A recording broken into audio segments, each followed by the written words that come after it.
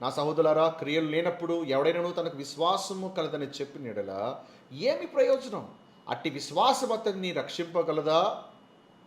అంటే క్రియ లేకపోతే వాడి విశ్వాసం అన్ని కాపాడుతుందా అని యాకోబు ప్రశ్నిస్తున్నాడు.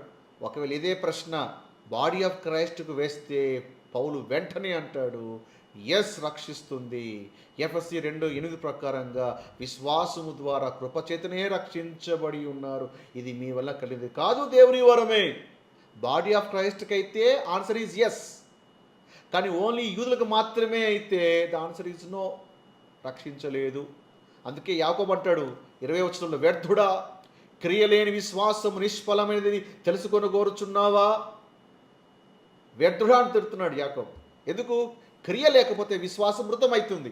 ఇప్పుడు చూడండి, ధర్మశాస్త్రం కింద రెండు ఉంటాయి. ఒకటి విశ్వాసము, రెండోది క్రియ.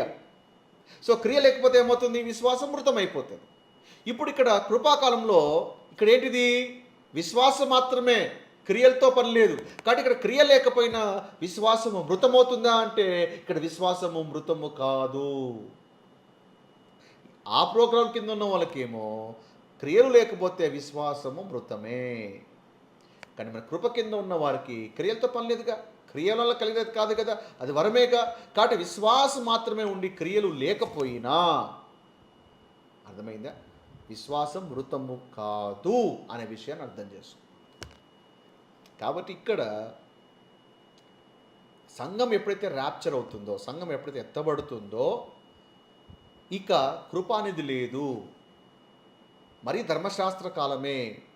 కాబట్టి ఈ ప్రోగ్రాం కింద విశ్వాసం ఒకటి ఉంచితే సరిపోదు, క్రియలు కూడా చెయ్యాలి, అది కూడా అవసరమే. యాకోబు అది ఇక్కడ స్ట్రెస్ చేస్తున్నాడు, అది యాకోబు అది చెప్తున్నాడు ఇక్కడ. సో కాబట్టి ఈ రెండు ప్రోగ్రామ్స్ విషయంలో కన్ఫ్యూజ్ కాగదండి. కింగ్డమ్ ప్రోగ్రాం వేరు, గాస్పెల్ ఆఫ్ గ్రేస్ ప్రోగ్రాం వేరు. రాజ్య సువార్త వేరు, కృపా సువార్త వేరు. రెండు ప్రోగ్రామ్స్ ఉన్నాయి మన బైబిల్లో. ఆ విషయమైనటువంటి స్పష్టత ప్రతి క్రైస్తవుడికి తెలుసుకోవాలి. దాన్నే రైట్ డివిజన్ అంటారు. పౌలు తిమోతికి అదే అంటున్నాడు, దైవావేశం వల్ల కలిగిన ప్రతి లేఖనము మనకి ఇవ్వబడింది. దాని అర్థము అన్నీ మనకి కాదు, దాన్ని విభజించు, రైట్లీ డివైడ్, సరిగా విభజించు. ఇవ్వబడిన లేఖనాలని నువ్వు విభజించు, డివైడ్ చేయి. ఎందుకు?